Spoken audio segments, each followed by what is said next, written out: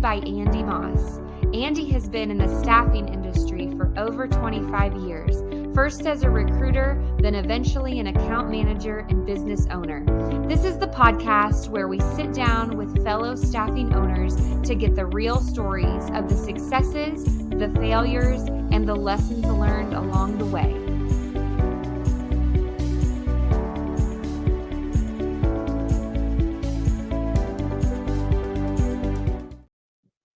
Welcome back to Staffing Stories. I'm your host, Andy Moss, and I am real excited about this conversation because if you're like me and you have a growing agency or you're kind of stuck at a certain size, it's getting over those humps. And I've got a friend of mine, Mike Brown from Profiles, that I was like, this is perfect in his wheelhouse. And I am so happy to have you on. And I think this is a topic that as owners and directors, there becomes like walls that we hit. And I think I would love to dive into that discussion. But first, introduce yourself to everybody and we'll start there. Awesome.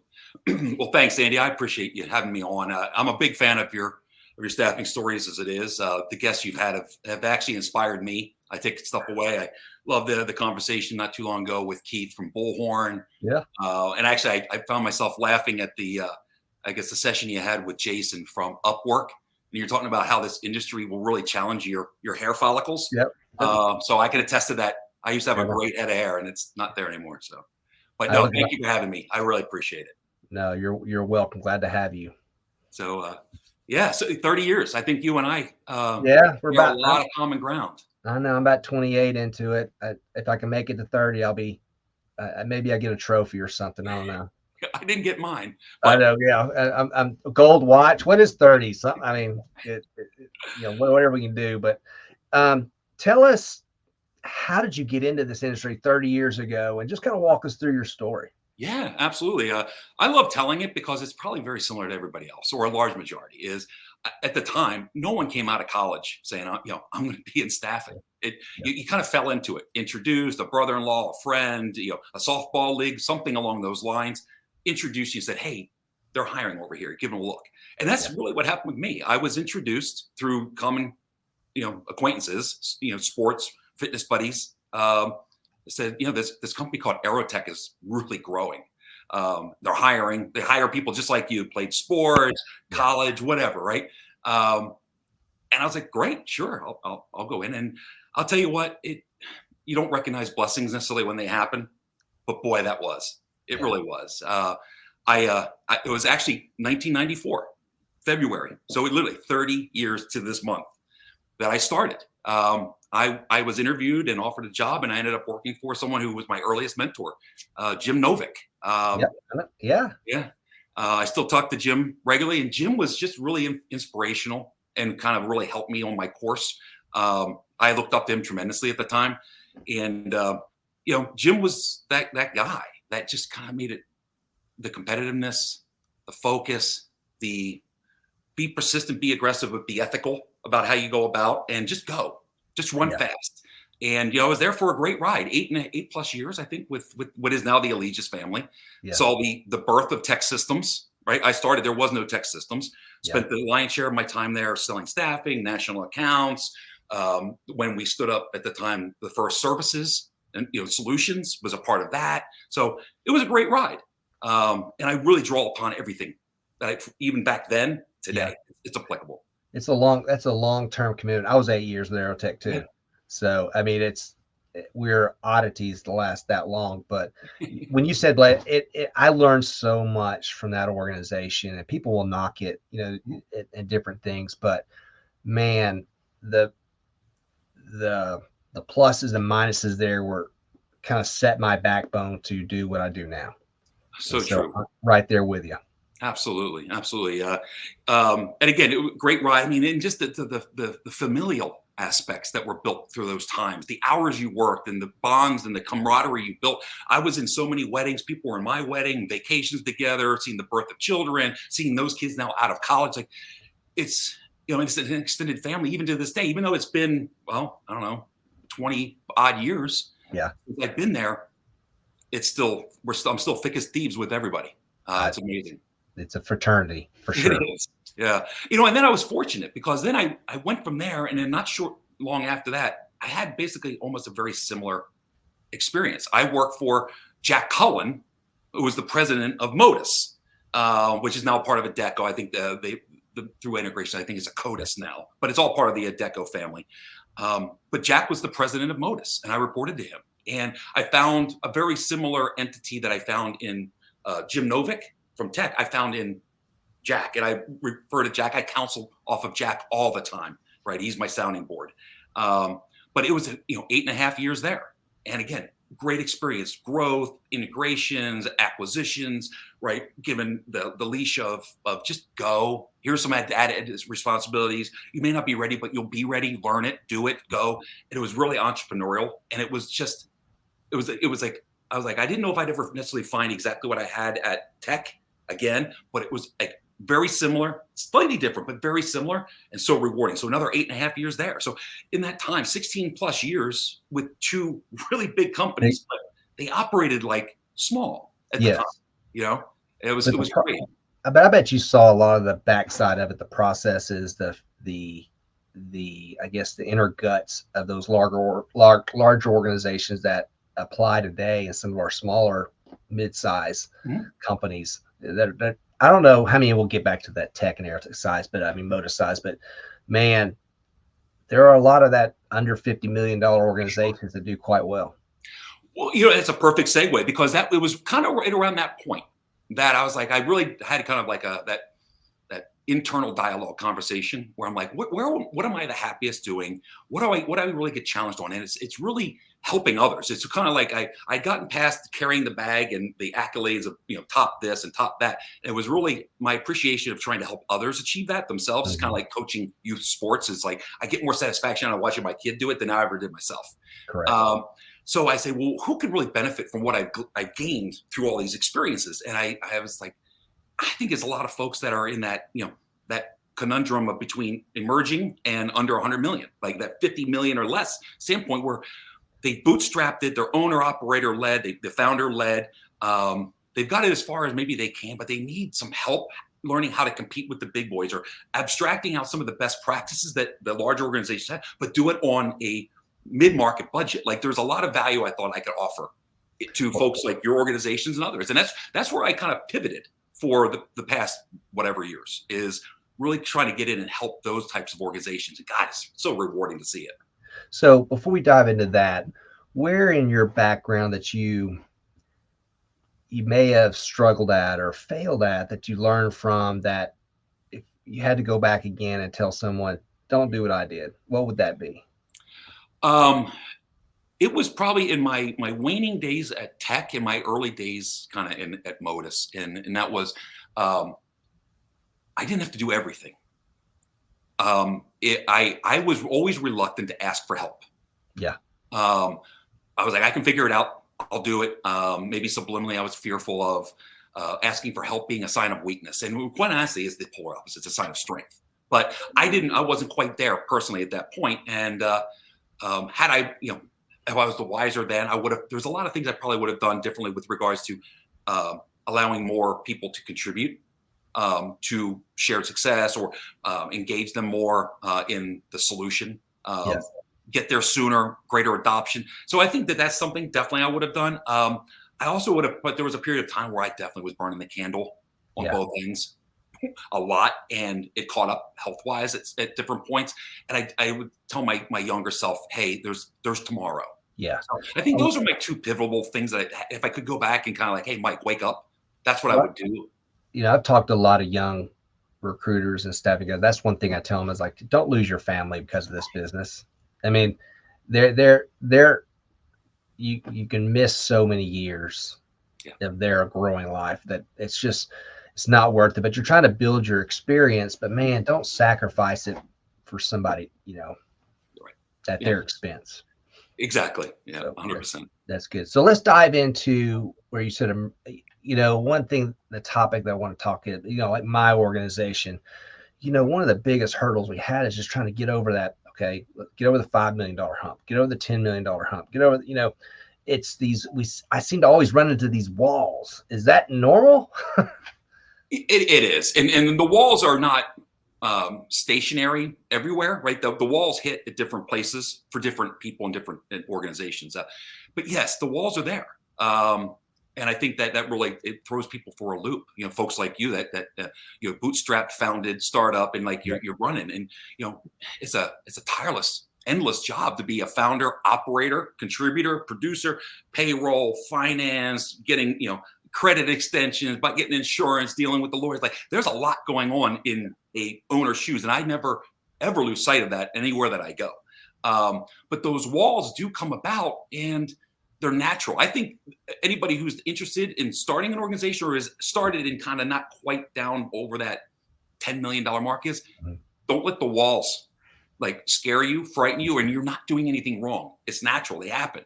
But the key is anticipating them, right? And then finding the help that's necessary, seeking mentors, advice, peers, whatever it may be, external individuals that help you through and over these things. Or in best case, avoid them in the first place. Man, one thing I tell my crew is like, hey, what you did to get to 15 million is not what you're going to do to get to 30.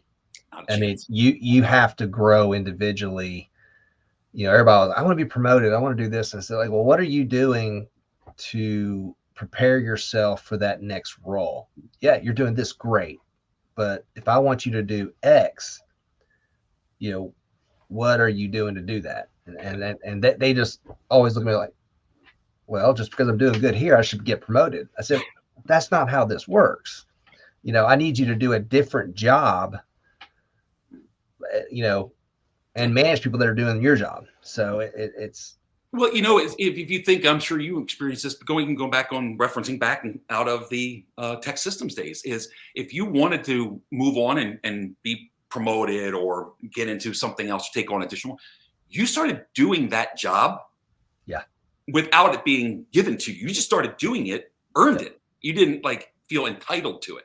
And I think there's a big distinction around like in earning versus being entitled. And again, I'm not proposing that that's rampant in the industry, but it's natural. But I think I'd rather see someone like, hey, I want to be doing that. I'm just going to start doing it. You let me know when it's official, but I'm just going to go ahead and do it. So let's talk about key hires, because I think that's where some companies, you know, when the owner is the operator, you know, like for me, the key hire for me was basically firing myself and putting someone as president. And that was a tough call, but I knew it needed to happen. Absolutely. But to get to that point mentally, for some of the ones that are like, hey, they can't run it like me or anything like that, is that a common thread in stuff you see? It's the common thread in those that are successful. It is a bold, brave, and selfless decision to say, you know what, I need to stop working in the business, work on the business. The people that I'm responsible for their careers, their livelihoods, and their you know, well-being need somebody who's closer to the business while I go work on this. Right. And I think the saying is, you know, the music is between the notes. Like if you are an owner operator and you're handling everything, you're chief cook and bottle washer, like you can't focus on the big things. Right. I remember my time with Sella, right? Connor Smith, outstanding human. I'll just say that, outstanding human.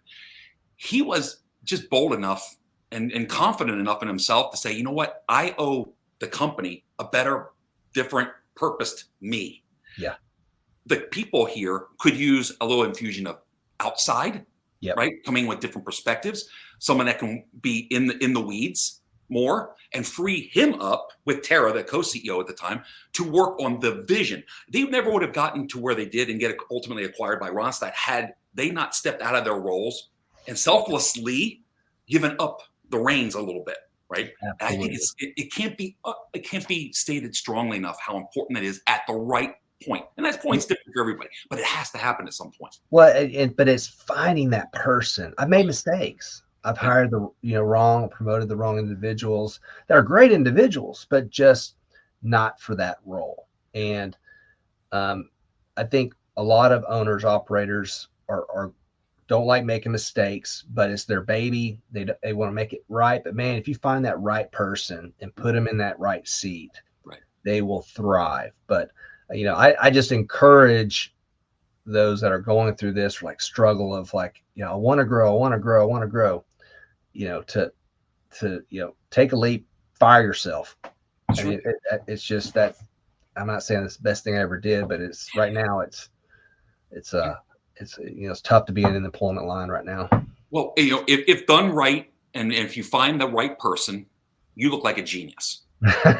Yeah, but it is different. But let's talk about hiring.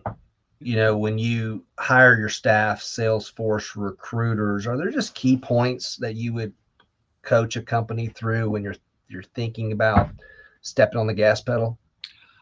Absolutely. I'm so glad we're talking about this. And this is something I have seen I wouldn't say it's rampant, but it's very common. And that's they hire by sales or recruiting and delivery. They hire oftentimes under one profile a sales profile, a recruiting profile. And depending on the business, I would say get away from that, right? Figure out, are you going to align them to sell enterprise clients, SMB, perm only?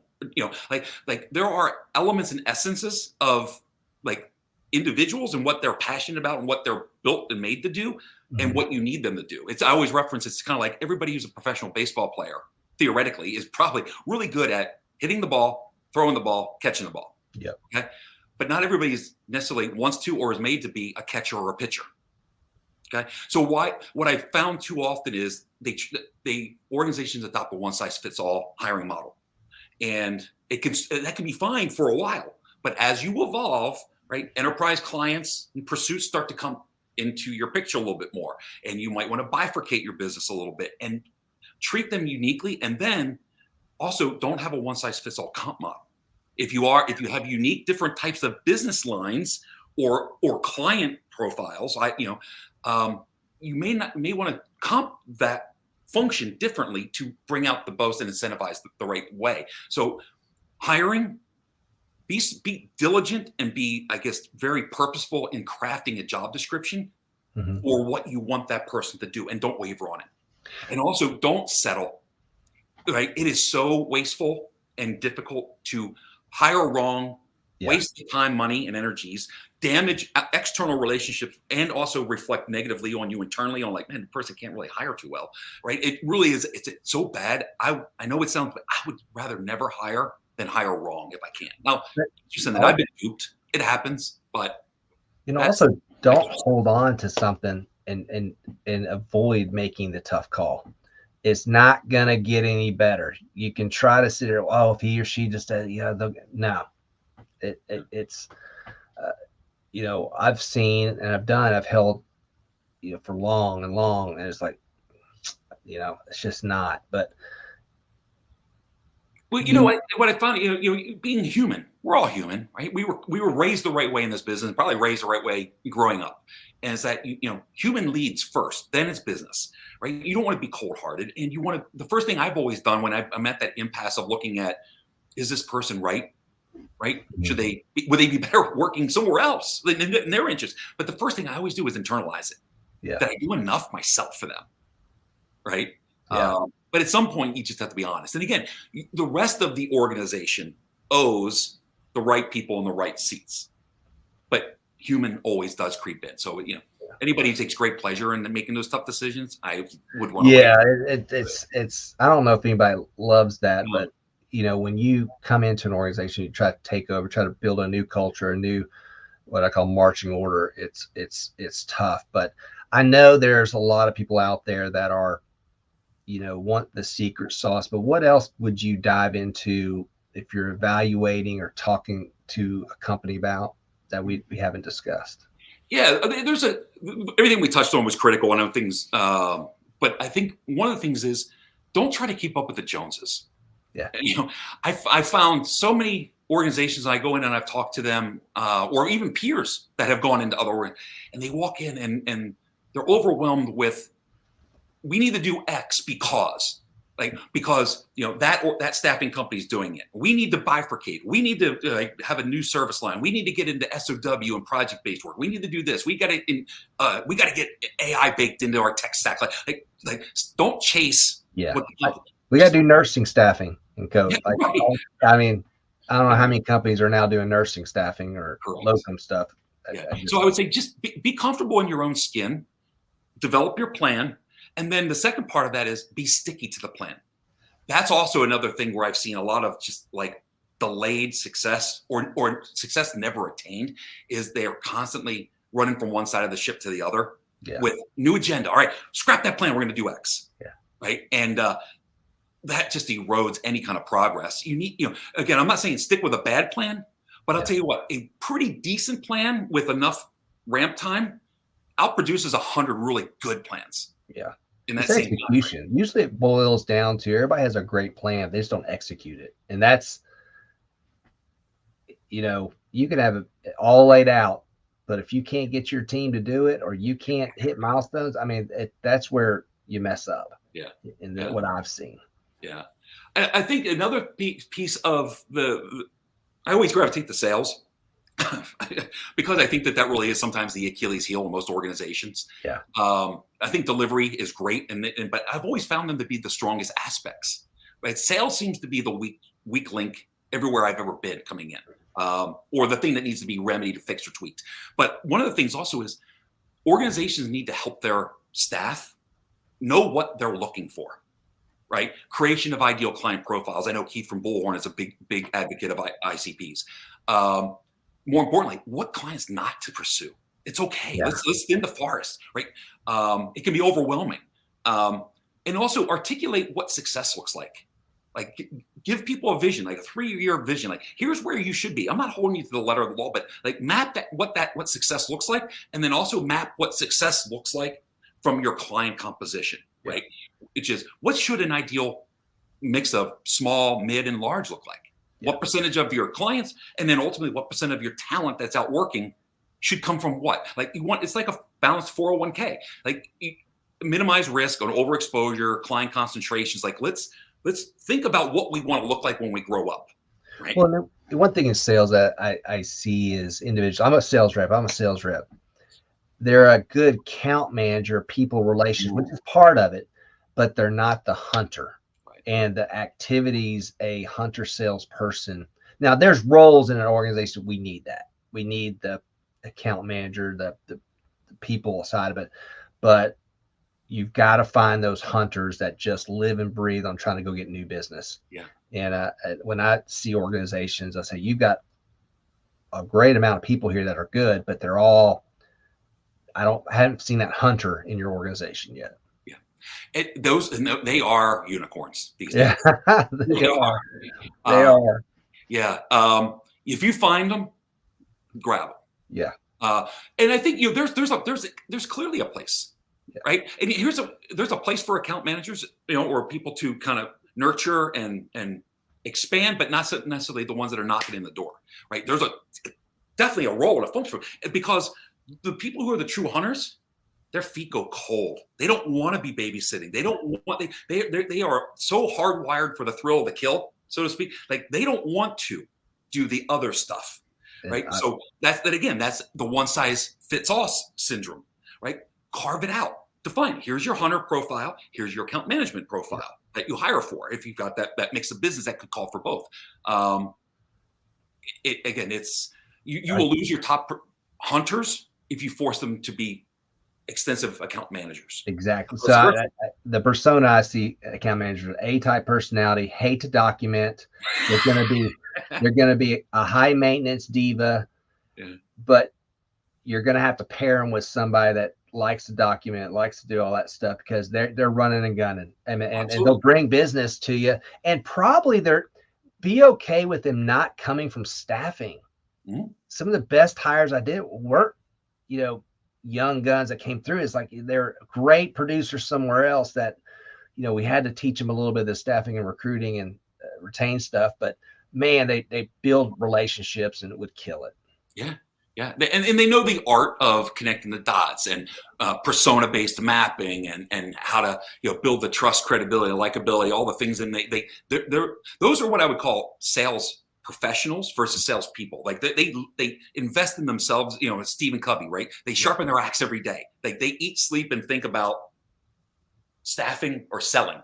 and how to get better. They're in their car, they're mentally role-playing with themselves, word tracking, right? Like those are what you want. Those are typically what you find in hunters. Yep.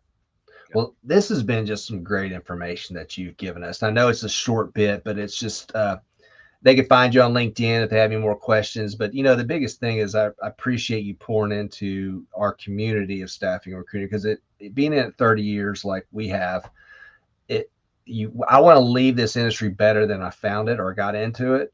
And it's changed over the years from Rolodexes and phone books to pagers to now. Yeah. I mean, they're sending out text messages and robot stuff. I mean, it'll change again, and there'll be a new shiny object out there. But I appreciate you talking to us. So I always leave it like, hey, if you're streaming a movie, a Netflix, Hulu, what's the show Mike's always watching? Oh my goodness. I wish it was 24/7, anything Game of Thrones. I love that. Yeah. House of Dragons, everything. I mean, I just absolutely love. I think there's a new one coming out here, I guess, in the next little bit, but I hope so. Yeah. But yes, that would be my thing. I would be dating myself if I said The Wire or The Sopranos, but yes. That's awesome. Mike, thanks for being with us on Staffing Stories. It's been a great help. Andy, thank you so much. I've had a blast. Okay. Thanks for tuning into the episode. Staffing Stories is brought to you by 3D-IQ. We are the future of staffing sales. Our solutions are designed to supercharge your sales and 3x placements, all without ever leaving Bullhorn. Direct market, deliver talent, and drive sales with our all-in-one tool designed for the modern recruiter. Visit 3diq.com/stories to learn more. Find Staffing Stories on LinkedIn, YouTube, or wherever you listen to podcasts.